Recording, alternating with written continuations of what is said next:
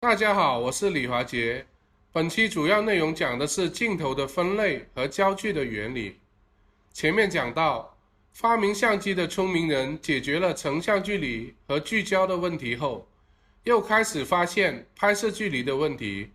很多很远的物体都要跑到跟前去拍，并不实际。比如月亮和老虎，是吧？于是发明了不同焦距的镜头。焦距是指透镜中心到感光材料的光学距离。这句话的重点在于光学距离是指光通过的距离。很多人认为焦距越长指的是镜头越长，这是按物理距离去误解了。我们来验证一下。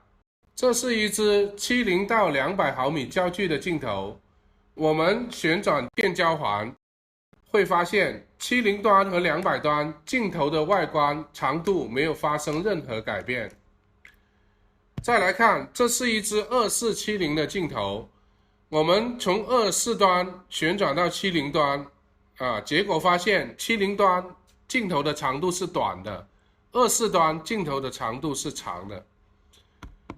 那么最后一支是35到70毫米焦距的镜头，我们旋转变焦环，发现70端镜头变长，50端镜头是最短的，35端镜头又会变长，所以焦距并不是镜头实际的物理长度。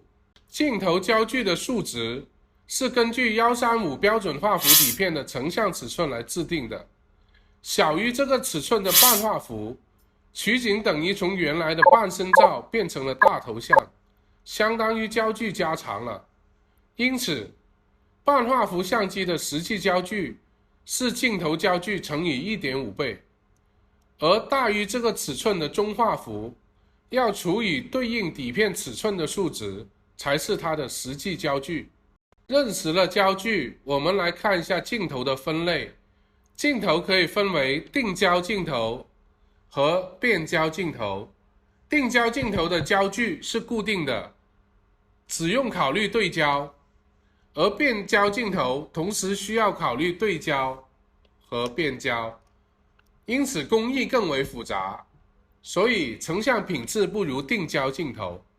镜头按焦段来分，可以分为第一标准镜头，指的是镜头焦距为45到55毫米的焦段，镜头的取景范围及拍摄景物的透视效果与人眼观察的效果相同，用这个焦段拍人最自然，就像和被摄者面对面聊天。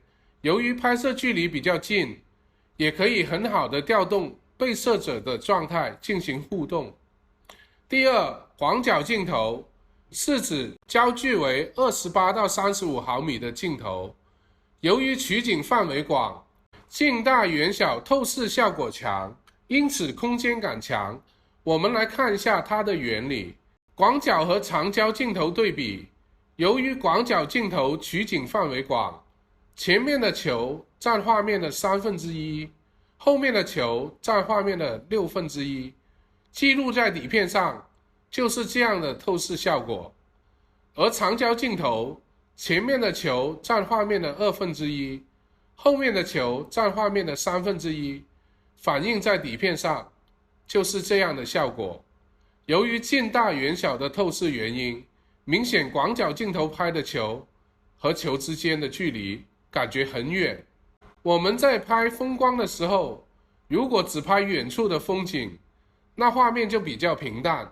如果我们找一个物体作为前景，就会告诉观众我在这里，风景在那里，在2维的画面形成3维的空间效果，并利用夸张的前后对比带来视觉冲击力。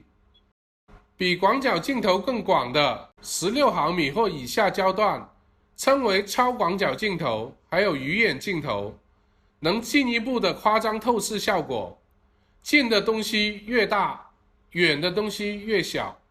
它的特点是透视夸张，画面边缘变形严重，有视觉冲击力。自媒体流行2米大长腿，把人脸安排在镜头中心，腿放在画面的边缘，就可以利用变形拉得很长。如果我们再利用近大远小的透视，把脚靠近镜头，那腿长更夸张。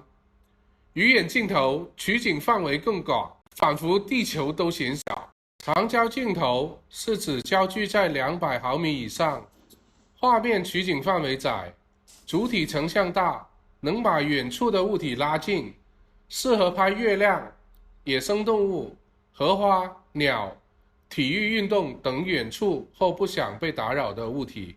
效果跟广角镜头相反，近处的东西没那么大，远处的东西没那么小，因此压缩空间感。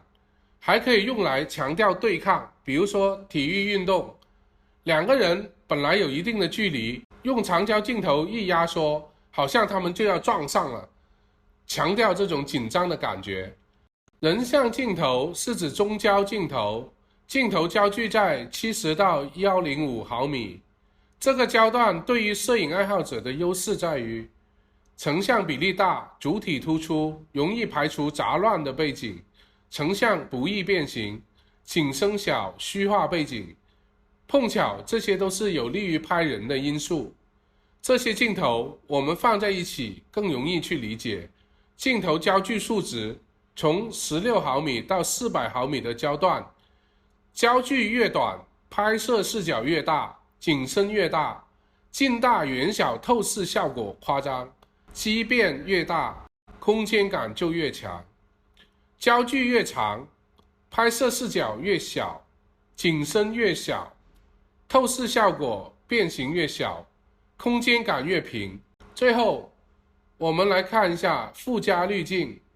附加在镜头前的镜片种类繁多，除了保护镜头，它的主要的作用就是滤光、滤色、改变色温和技法的运用这4个方面。